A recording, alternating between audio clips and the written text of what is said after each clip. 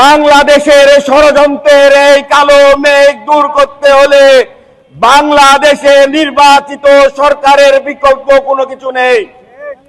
আজকে বাংলাদেশে নির্বাচনকে বিলম্বিত করার জন্য পতিত পলাতক বাংলাদেশ থেকে খুনি স্বৈরাচার হাসিনার টাকা খেয়ে এই ইউনূস সরকারের উপদেষ্টা মণ্ডলী এবং তথাকথিত কিছু দোসরেরা বাংলাদেশে ষড়যন্ত্রে লিপ্ত হয়েছে।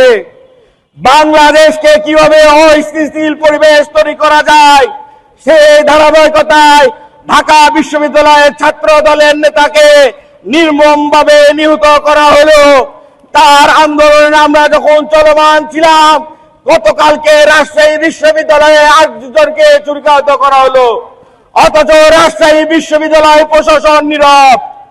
আমরা অতীতে দেখেছি, বর্তমানেও দেখছি, এই রাজশাহী বিশ্ববিদ্যালয়ের প্রশাসন আমাদের সাথে প্রতারণা করে আমাদের রক্তের উপরে দাঁড়িয়ে আজকে এই প্রশাসন ভবনে বসে আছে। আজকে রাজশাহী বিশ্ববিদ্যালয় শিক্ষার্থীরা প্রশ্ন তুলেছে যে এই ভিসি শুধুমাত্র শিক্ষক নিয়োগ আর কিছু গুপ্ত সংগঠনের নেতৃবৃন্দকে সুবিধা দেওয়ার জন্য তিনি ভিসি নিয়োগপ্রাপ্ত হয়েছেন। আমরা লক্ষ্য করেছি বিভিন্ন ডিপার্টমেন্টে পতিত আওয়ামী লীগের শিক্ষকরা যারা ছাত্রলীগের সন্ত্রাসীদেরকে একাডেমিক পয়েন্ট বৃদ্ধি করে দিয়েছিল, আজকে সেই সকলদেরকে শালী কোটায় আর জামাই কোটাতে শিক্ষক নিয়োগ দেওয়ার পায়তারা চলছে। বিশ্ববিদ্যালয় প্রশাসনকে বলতে চাই, এসির বাতাস বন্ধ করুন। আজকে হলে হলে শিক্ষার্থীরা আতঙ্কগ্রস্ত হয়ে আছে। কখন জানি গুপ্ত বাহিনীরা তাদের রক কেটে ফেলে দেয়, কখন জানি গুপ্ত বাহিনীরা তাদেরকে পিটিয়ে আহত করে দেয়। বিশ্ববিদ্যালয়ের প্রশাসন নীরব।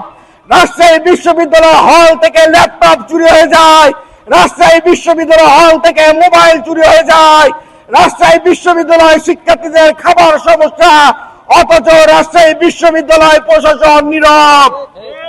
আমাদের বক্তব্য সুস্পষ্ট, অনতিবিলম্বে সাম্য এবং রাজশাহী বিশ্ববিদ্যালয়ের শিক্ষার্থী শাওনকে যারা নির্মমভাবে ছুরিকাঘাত করেছে, আগামী 24 ঘন্টার মধ্যে যদি তাদেরকে গ্রেপ্তার না করা হয়, রাজশাহী বিশ্ববিদ্যালয়ে অবরোধ ঘোষণা করা হবে।